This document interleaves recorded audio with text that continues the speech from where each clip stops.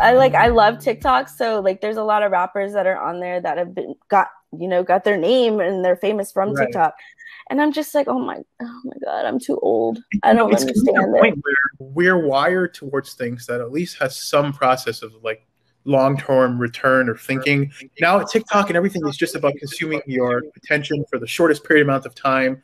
Whatever they can do as cheaply as possible to get your attention for 5 seconds, they'll do. And Oh, yeah. that's just cultivated a very toxic environment where there's no long-term results. There is no real productivity in the process. And I can't speak for everyone, but I could say that, and I get sucked into it as a person. Like I'll be on TikTok or Instagram streaming through the main feed for like 3 hours, just watching videos of people getting knocked out in boxing matches or whatever. So, no, I do it. I'm like on there.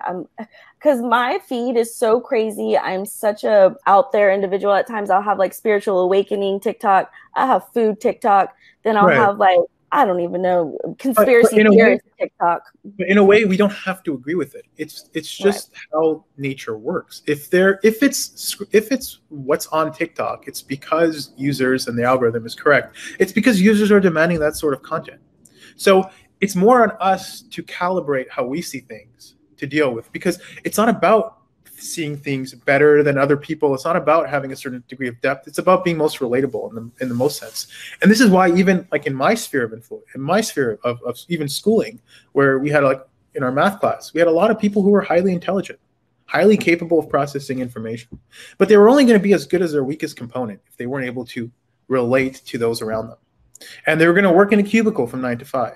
And the person who's going to run the show is someone who's better at relating to other people. So I kind of see this as like the more distant I am for what the average is, and this comes down to my ADHD, because I knew very much I would just hardwire differently. My friends would love to go out and party. I really felt more comfortable just to myself building a computer in my room. And, in a way you can head down this rabbit hole and you're almost isolated. You might have all these good thoughts, you might have all this experience, but you've got to find a way to relate to people and translate that in a way that offers value to those around you. So when I see the fact that I can't relate to people on TikTok, it makes me want to start to head down that direction and say, hey, maybe let's start making stupid videos, or maybe let me just get into this ecosystem, because perhaps there's something here that I just don't see.